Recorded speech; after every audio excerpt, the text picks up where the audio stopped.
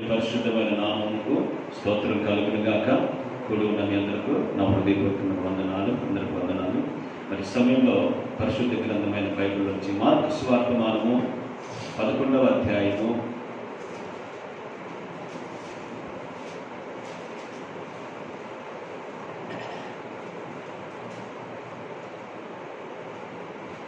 మొదటి 3 వచనాలు చదువుకుందాం.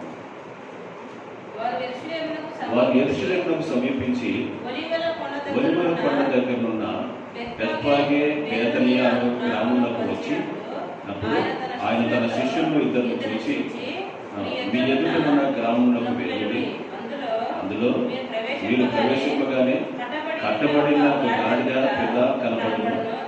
దాని మీద ఏ మనుషుడు ఎప్పుడూ కూర్చుండలేదు. దానిని విప్పి తోలుకొని రండి. ఎవడైనాను మీ ఎందుకు ఇలాగ చేయుచున్నారని మిమ్మల్ని అడిగిన యెడల అది ప్రభువునకు కావలసి ఉన్నదని చెప్పుడి. చిన్న ప్రార్థన చేసుకుంటున్నాం. పరిశుద్ధ ప్రేమ కలిగిన తండ్రి, జీవాధిపతి యేసయ్యానికి స్తోత్రములు. ఏ రీతిగా ఈ మాటలాడు వారి దినాన నీ సన్నిధిలో కూడుకొని ఈ విధంగా నేను స్తుతించి మహిమపరిచి కనపరిచి కృప దయచేశావు. అందుకు నీకు వందనాలు, కృతజ్ఞతాస్తుతులు చెల్లిస్తున్నాను. నీ సన్నిధి, నీ కృప, నీ కటాక్షలు మా మీద ఉంచండి. మాతో తేటగా చోటుగా మాట్లాడండి. వాక్యపు వెలుగులు నడిపించి నీ నామానికి మహిమ ఘనత ప్రభావాలు పొందండి. వీడియో చూస్తున్నటువంటి బిడ్డలందరినీ కూడా దర్శించి బలపరిచి తినని మార్గములలో నడిపించి మహిమ పొందమని యేసుక్రీస్తు నామములో ప్రార్థన చేసి వేడుకొనుచున్నాము తండ్రి. ఆమేన్. హల్లెలూయా, హల్లెలూయా. చాలా మంచిది దేవుని బిడ్డలారా. ఈ మధ్యాహ్న కాల సమయంలో ప్రభు మనతో మాట్లాడుతున్నటువంటి మాటలను జ్ఞాపకం చేసుకుందాం.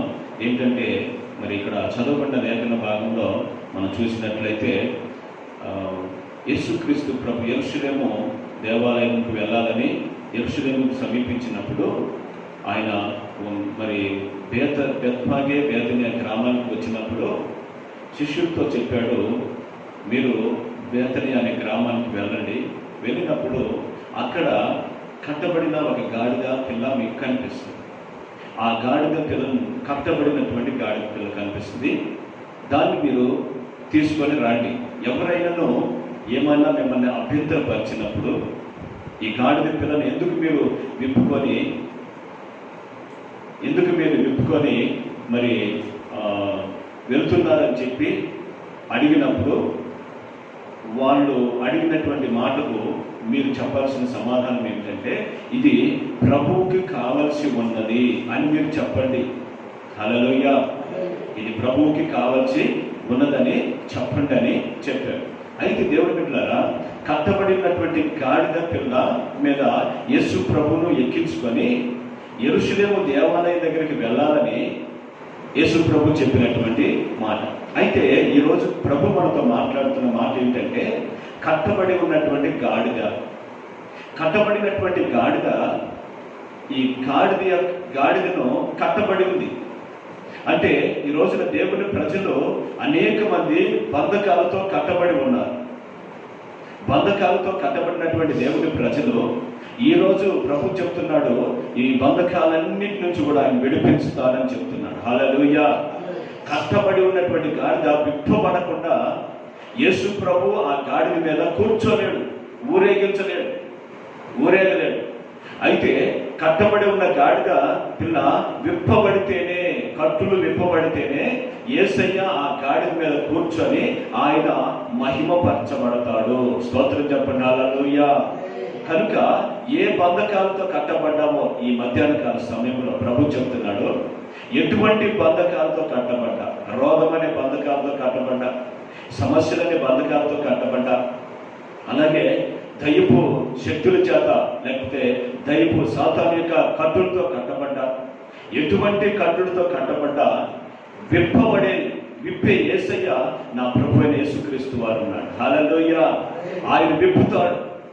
ఆ విప్పబడకుండా, అంటే మీరు విప్పబడకుండా యేసయ్య మనలో నివసించలేడు. బంధకాలతో కట్టబడినటువంటి వారు విప్పబడి ఆ బంధకాల నుంచి విడుదల పొందాలంటే యేసుక్రీస్తు ప్రభు ఒక్కడే విడిపించగలడు. ఆయన ఒక్కడే ఆ బంధకాల నుంచి విడిపించగల దేవుడై ఉంటున్నాడు. అయితే గాడిద పిల్ల విప్పబడినప్పుడే ఆ గాడిద పిల్లగా యేసుక్రీస్తు ప్రభు కూర్చున్నాడు. ఆ ప్రాంతం అంతా కూడా మహిమపరచబడినట్లుగా మనం చూస్తున్నాం. యేసయ్య నామము ఆ యెరూషలేము మొత్తము మహిమపరచబడి, ఈ రోజున దేవుని బిడ్డలారా, వాక్యం ఉంటున్నటువంటి దేవుని ప్రజలారా, దేవుని పిల్లలారా, ఆయన చెప్తున్నాడు, కట్టబడి విప్పబడినటువంటి వారుగా ఉంటే యేసు ప్రభు ఆ బంధకాలన్నిటి నుంచి ఆయన విడిపిస్తాడు. బంధకాలన్నిటి నుంచి ఆయన విడిపిస్తాడు. విడిపించగలిగినటువంటి దేవుడు నా ప్రభు యేసుక్రీస్తు. కనుక ఆయన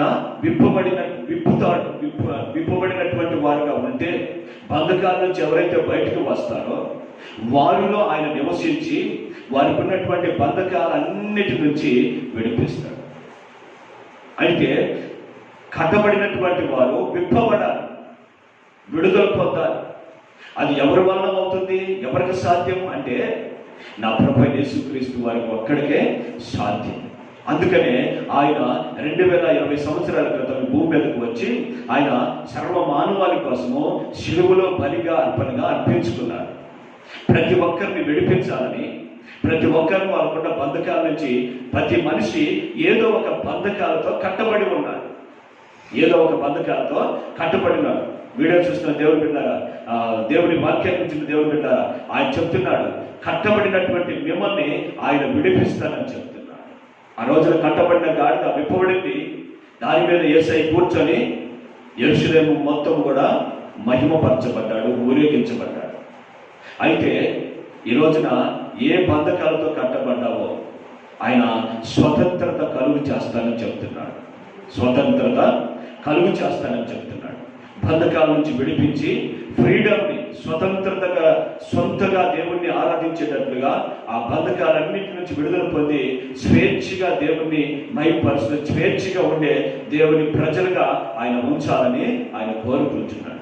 కనుక దేవుని ప్రజలమైన మనము ఒకటి జ్ఞాపకం చేసుకోండి, ఎందుకోసం ఆయన విడిపించాలనుకుంటున్నాడు? ఎందుకు విడిపించాలనుకుంటున్నాడు అంటే మనము దేవునికి కావలసి ఉన్నది. హల్లెలూయా. మనమంతా దేవునికి కావలసి ఉన్నది. దేవునికి కావాలి. మనము దేవుని సొత్తు. ఆయనకి మనము కావాలి. మన డబ్బు కాదు, మన వెండి బంగారాలు కాదు, మన ఆస్తులు కాదు, మన ఐశ్వర్యం కాదు. దేవునికి కావాల్సింది మనమే దేవునికి కావాలి. హల్లెలూయా.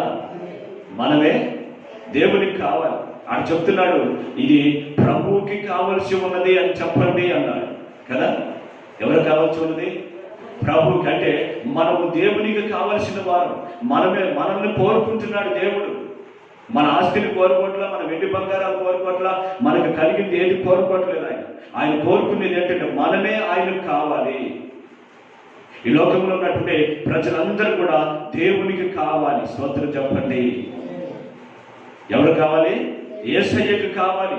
నీవు, నేను, మనము అందరం కూడా యేసయ్యకి కావాలి. ఆయనకు కావాలి. అందుకోసమే ఆయన ఆ రోజున యెరూషలేము వీధుల్లో ఆ గాడిద మీద ఎక్కి ఊరేగించబడి ఆయన్ని హోసన్నా, జయము జయము, ప్రభు పేరుట వచ్చేవాడు స్తుతింపబడునుగా కానీ జయజయలు కొట్టారు. దేవుణ్ణి ఘనపరిచారు. జయము జయము, ప్రభు పేరట వచ్చు రాజు స్తుతింపబడునుగా కానీ జయధ్వనులతో జయించారు. జయము కోరుకున్నారు. జయధ్వనులతో వాళ్ళు బిగ్గరగా దేవుణ్ణి మహిమపరిచారు. హల్లెలూయా, హల్లెలూయా. కనుక నా ప్రేమైన దేవుని బిడ్డలారా, దేవుని వాక్యం చదివిస్తున్నట్లుగా జయము అనుగ్రహించే దేవుడు మన ప్రభువైన యేసుక్రీస్తు వారు. రోగం పైన జయము, అలాగే సాతాను కట్ల మీద జయము, అలాగే లోకం మీద జయము, అలాగే మనకు దేని మీద అయితే అపజయాల మధ్యలో ఉన్నామో ఆ అపజయాలన్నిటి నుంచి విడిపించి జయం అనుగ్రహించే దేవుడు మన ప్రభువైన యేసుక్రీస్తు. జయాన్ని మనకు ఇవ్వాలని ఆయన మన కొరకు బలిగా అర్పణగా అర్పించుకున్నాడు. శిలువలో మనకు జయం అనుగ్రహించాడు. సాతాను శక్తిని జయించి లోకాన్ని జయించినటువంటి యేసయ్య మనకు తోడై ఉన్నాడు. ఒక రోజున ఆయనకు యెహోవా నిస్సి అనే పేరు పెట్టబడింది. ఈ పేరు యెహోవా నిషి అని పేరు పెట్టబడింది. ఎందుకంటే ఒక రోజున మోషే, దైవజనుడైన మోషే యెహోషువని నిర్గమాకాండము, పరిశుద్ధ గ్రంథమైన బైబిల్ నుంచి నిర్గమాకాండము 17వ అధ్యాయము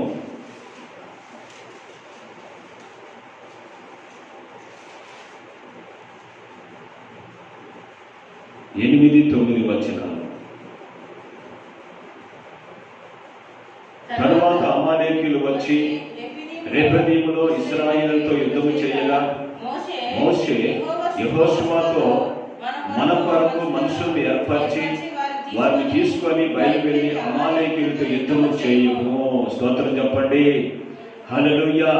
ఇక్కడ చూస్తే దేవుని బిడ్డలారా, మోషే, దైవజనుడైన మోషే యెహోషువతో చెప్తున్నాడు, రేపటి దినము మన కొరకు మనుషుల్ని సిద్ధపరచుకొని వెళ్ళి అమాలేకీయులతో యుద్ధము చేయి. దేవుడు ఈ యుద్ధంలో మనకు జయం అనుగ్రహిస్తాడు. హల్లెలూయా అని చెప్పి దైవజనుడైన మోషే యెహోషువతో చెప్పాడు. యెహోషువ మనుషుల్ని సిద్ధపరచుకొని, ఆయన మనుషుల్ని సిద్ధపరచుకొని అమాలేకీయులతో యుద్ధం చేయడానికి వెళ్ళాడు. వెళ్ళినప్పుడు దైవజనుడైన మోషే, అలాగే అహరోను, హూరు అనే 3 వ్యక్తులు యుద్ధం ఎలా జరుగుతుందో చూద్దామని వాళ్ళు కొండ ఎక్కి కూర్చొని కొండ మీద నుంచి చూస్తూ ఉన్నారు. యుద్ధం జరుగుతున్నప్పుడు కొండ మీద ఎక్కి కూర్చొని చూస్తూ ఉన్నారు. చూస్తూ ఉండగా మోషే, దైవజనుడైన మోషే ఏం చేస్తున్నాడంటే ప్రార్థన చేస్తున్నాడు. స్తోత్రం చెప్పండి. 2 చేతులు ఎత్తి ప్రార్థన చేస్తున్నాడు. ప్రార్థన చేస్తుంటే ఈ అహరోను, ఊరేనేమో ఆ యుద్ధం చూస్తున్నారు, మోషేనేమో ప్రార్థన చేస్తున్నాడు. ఇప్పుడు కొంచెం సేపేమో అమాలేకీయులు గెలుస్తున్నారు, కొంచెం సేపేమో ఇశ్రాయేలు గెలుస్తున్నారు. ఏంటి, అహరోను, ఊరు చూస్తున్నారు, కొంచెం సేపేమో ఇశ్రాయేలు మా ప్రజలు గెలుస్తున్నారు, కొంచెం సేపేమో అమాలేకీయులు గెలుస్తున్నారు. దీనికి కారణం ఏమిటి? అసలు యుద్ధం జరుగుతుంది కదా, ఎవరో ఒకరు జయించాలి కదా, మన ప్రజలే జయించాలి కదా అని చెప్పి వీళ్ళు అనుకుంటున్నారు. వీరిద్దరు అనుకుంటూ మోషే కన్నా చెప్తాము, మన వాళ్ళేది యుద్ధం సరిగా చేయలేకపోతున్నారని చెప్పి మోషే కన్నా చెప్తామని చెప్పి మోషే వైపు చూశారు. చూస్తే మోషే ప్రార్థన చేస్తున్నాడు 2 చేతులు ఎత్తి.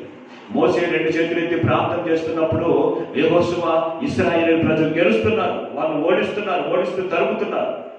ఈయన చేతులు ఎత్తి కొంచెం బరువెక్కి చేతులు నొప్పులు పెట్టేసరికి ఇలా దించుతున్నాడు మోషే చేతులు దించేసరికి అక్కడ ఇశ్రాయేలు ఓడిపోతూ ఇన్కెళ్ళి తగ్గుతున్నారు, అమాలేకీయులు తరుగుతున్నారు. అరే, యుద్ధం అక్కడ కాదు, ఇక్కడ ఉంది. స్తోత్రం చెప్పండి. హల్లెలూయా.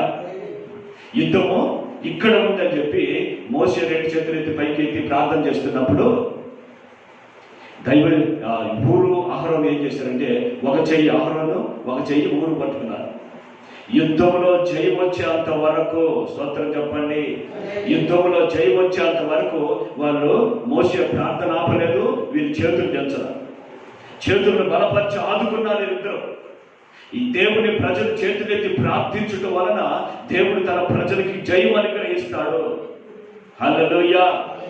జయము అనుగ్రహిస్తాడు. జయం అనుగ్రహించే యేసయ్య మన ప్రభు అయిన యేసుక్రీస్తు. అందుకనే జయం అనుగ్రహించేవాడు. అమాలేకీయుల పైన జయం ఎలా వచ్చిందంటే మోషే చేస్తున్న ప్రార్థన ద్వారాగా. హూరు, అహరోనులు ఇద్దరు చేతుల్ని ఆదుకున్నాడు. కనుకనే ఈ రోజున దేవుని ప్రజలకు జయం అనుగ్రహించాలని ఆ రోజున మోషే ప్రార్థించడం వలన ఇశ్రాయేలు ప్రజలకి జయం అనుగ్రహించబడింది.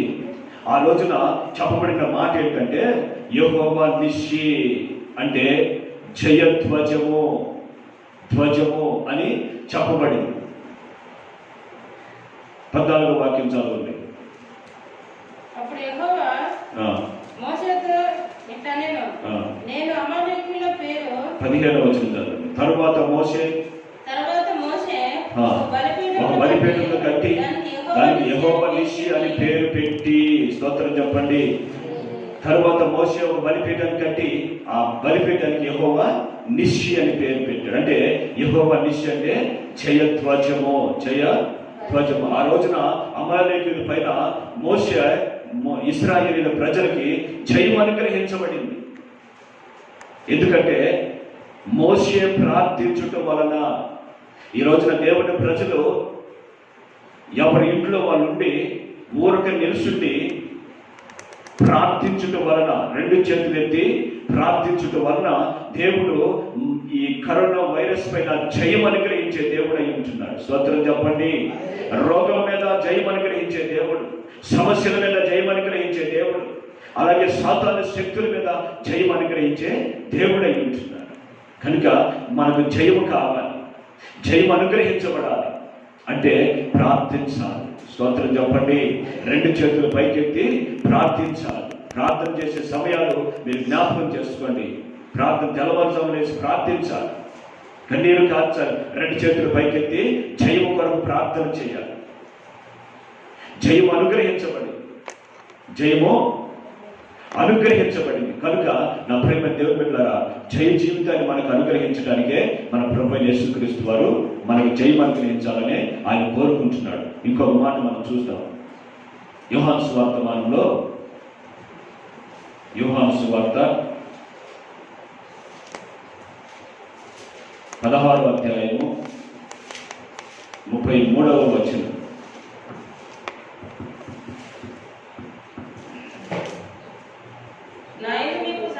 నా యందు మీకు సమాధానము కలుగునట్లు ఈ మాటలు మీతో చెప్పుచున్నాను. లోకములో మీకు శ్రమ కలుగును, ఆయనను ధైర్యము తెచ్చుకొనుడి, నేను లోకమును జయించి ఉన్నానని. స్తోత్రం చెప్పండి.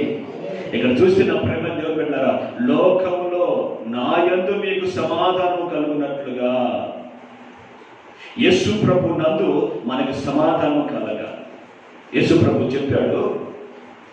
అదే యోహాను సువార్త 14వ అధ్యాయం 27వ వచనంలో, నా శాంతిని మీకు అనుగ్రహించి వెళుచున్నాను, నా శాంతిని మీకు ఇచ్చుచున్నాను, లోకం ఇచ్చినట్లుగా కాదు. కనుక మీ హృదయములను కలవరపడనీయకండి, మీ హృదయాన్ని వెరవనీయకండి. స్తోత్రం చెప్పండి. హల్లెలూయా. యేసయ్య మనకి తన యొక్క సమాధానాన్ని, తన శాంతిని అనుగ్రహించి వెళ్ళాడు. తన శాంతిని మనకు అనుగ్రహించి వెళ్ళాడు. కనుక తన శాంతిని మనకు అనుగ్రహించాడు. కనుక ఇప్పుడు ఆయన యందు మనకు సమాధానం కలుగునట్లు లోకంలో మనకి శ్రమ కలుగును అని చెప్తున్నాడు. నా యందు మీకు సమాధానం కలుగునట్లు ఈ మాటలు మీతో చెప్పుచున్నానని చెప్తున్నాడు. ఈ రోజున చెప్పబడుతున్న దేవుని వాక్యము మీతో చెప్పబడుతున్న మాటలు ఏంటంటే, ఆయన యందు మనకి సమాధానం కలుగునట్లు ఈ మాటలు చెప్పబడుతున్నాయి. ఏమిటి మాటలు అంటే, ఇదిగో లోకములో మీకు శ్రమ కలుగును, శ్రమ కలుగును, ఆయనను ధైర్యం తెచ్చుకోండి, ఆయనను ధైర్యం తెచ్చుకోండి, నేను లోకాన్ని జయించి ఉన్నానని చెప్పాడు. యేసయ్య లోకాన్ని జయించాడు, మరణాన్ని జయించాడు, పాపాన్ని జయించాడు, సాతాన్ని జయించాడు, లోకాన్ని జయించాడు. లోకాన్ని జయించాడు కనుక ఆయన మనకి జయ జీవితం అనుగ్రహించాలని, జయ జీవితంలో నడిపించాలని ఆయన కోరుకొని, ఇదిగో ఆయన యందు మనకు సమాధానం కలగాలని ఈ మాటలు మనతో చెప్తున్నాడు. ధైర్యం తెచ్చుకోండి. శ్రమ వచ్చిందా రాలేదా? లోకమంతటా, ప్రపంచమంతటా శ్రమ. ఆయనను మీరు ధైర్యం తెచ్చుకోండి, ధైర్యం తెచ్చుకోండి. లోకాన్ని జయించి ఉన్నాను నేను, కనుక మీరు కూడా లోకాన్ని జయిస్తారు. స్తోత్రం చెప్పండి.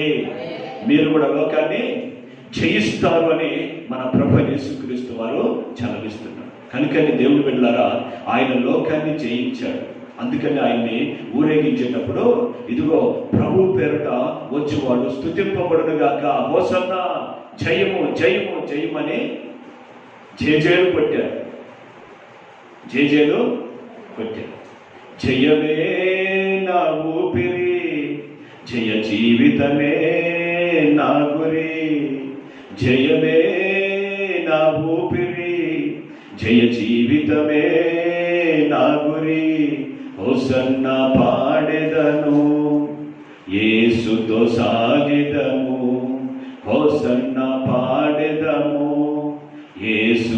కొనసాగేదము. హల్లెలూయా. కనుక జయ జీవితం కొరకు మనము నడిపించబడాలని ప్రభు కోరుకొని ఆయన ఈ మధ్యాహ్న కాల సమయంలో ఆయన మనతో మాట్లాడుతున్న మాటలు మనం చూస్తే ఆయన జయం మనం పొందుకొని జయ జీవితంలో నడిపించబడాలని ఆయన కోరుకొని మనతో మాట్లాడుతున్నాడు. కనుక నా ప్రేమ దేవుని బిడ్డలారా, దేవుని వాక్యం చదివించినట్లుగా మనము దేవునికి కావాలి. మనం దేవునికి కావాలి. ఒకటి, కట్టబడినటువంటి ఆ కట్లు విప్పబడాలి. రెండవది, మనము దేవునికి కావాలి. మూడవది, జయము మనకు అనుగ్రహించాలని ప్రభు కోరుకొని జయ జీవితంలో మనల్ని నడిపించాలని ఆయన కోరుకొని ఈ మధ్యాహ్న కాల సమయంలో మనతో మాట్లాడినటువంటి ఈ మాటలను మనం జ్ఞాపకం చేసుకుందాం. ధైర్యం తెచ్చుకోండి. ఏం తెచ్చుకోవాలంట? ధైర్యం తెచ్చుకోవాలి. కనుక నా ప్రేమ దేవుడా, ధైర్యంగా ఉండాలి. ధైర్యంగా ఉండి నా ప్రభు లోకాన్ని జయించాడు కనుక నేను కూడా ఈ లోకాన్ని జయిస్తాను, శ్రమను జయిస్తాను, రోగాన్ని జయిస్తాను, సమస్యను జయిస్తాను, సమస్త బలహీనతను జయిస్తాను, సాతాను శక్తిని జయిస్తాను. నా ప్రభు నాకు తోడుగా ఉండి ఆయన నన్ను నడిపిస్తాడు, నా కట్టుల నుంచి విడిపిస్తాడు. నేను ఆయనకు కావాలి, నాకు జయ జీవితాన్ని ఆయన అనుగ్రహిస్తాడు అని మనము నమ్మి విశ్వసించి ధైర్యం తెచ్చుకొని నీతిమంతులు, సామెతల గ్రంథం 28వ అధ్యాయంలో మొదటి వాక్యాన్ని చూస్తే నీతిమంతుడు సింహం వలె ధైర్యముగా ఉంటాడు. స్తోత్రం చెప్పండి. హల్లెలూయా. ఎలా ఉంటాడంట?